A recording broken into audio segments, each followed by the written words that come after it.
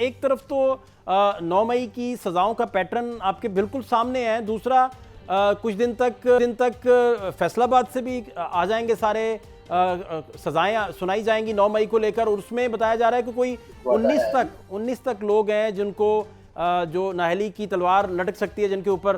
वहाँ वकुआ हुआ है, एक क्राइम हुआ है मुल्क के मुख्तलिफ हिस्सों में और एक ही वक्त में हुआ है और एक ही जमात के लोगों ने किया। सलमान करम राजा साहब कहते हैं कि पुलिस की जानिब से जो गवाहान पेश किए गए वो कहते हैं हम तो कुर्सी के नीचे बैठे हुए थे और हम तो सुन रहे थे कि साजिश बुनी जा रही है।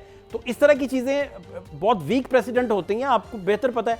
यास्मीन राशिद साहिबा बहुत काबिल एहतराम है, मुझे बड़ा दुख जाती तौर पर, मेरे लिए बड़ी बहन है वो, मुझे उनका बड़ा एहतराम है, लेकिन एक क्राइम सीन पे उनकी प्रेजेंस मौजूद है। अली अमीन गंडापुर साहब की वहां से बैरिस्टर गौर कह रहे हैं नाअहली हो सकती है। 26 को भी वाकया तो हुआ, अली अमीन साहब भी थे, उनके साथ बाकी लोग भी थे, मुसल्लह लोग भी थे, पूरी रियासत को चैलेंज करके वो पहले धमकियां दे के आए थे। मैं समझना सर ये चाह रहा हूं कि एक तरफ तो 9 मई की सजाओं का पैटर्न आपके बिल्कुल सामने है। दूसरा कुछ दिन तक फैसलाबाद से भी आ जाएंगे सारे सजाएं सुनाई जाएंगी 9 मई को लेकर, और उसमें बताया जा रहा है कि कोई 19 तक लोग हैं जिनको जो नाहली की तलवार लटक सकती है जिनके ऊपर।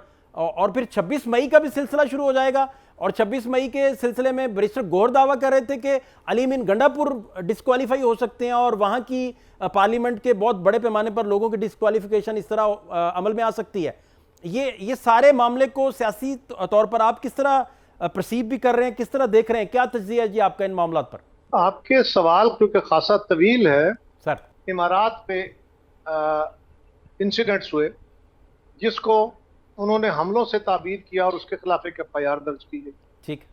PTI ने उस पर मौक़िफ़ इख्तियार किया कि ये हमारे लोग नहीं थे, बल्कि ये तो एजेंसियों ने अपने लोग भेजे थे, उन्होंने ये वाकया किया है या मुख्तलिफ जगहों पे वाकये किए हैं और हमारे खिलाफ केस बना दिए गए हैं। और PTI के कुछ दोस्तों ने, जिनमें अली अमीन गंडापुर साहब भी हैं, उन्होंने कहा हमारे लोगों से गलतियां हो गई हैं, हम इनको डिसओन नहीं कर सकते। और तीसरा कि ये एक मौक़िफ़ ये था कि ये लोगों ने वाकये तो किए हैं, लेकिन ये उनकी इंडिविजुअल आरात थी, उनका इंडिविजुअल फैसला था, इससे पार्टी नज़म का कोई ताल्लुक नहीं था।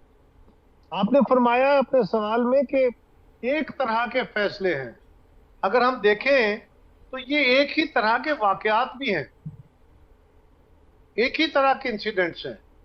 दिफाई इदारों की तंजीबात पे हमले होते हैं, हमले करने वाली एक जमात है जिनका क्लेम यह है कि CCTV फुटेज जो है वो तब्दील कर दी गई है।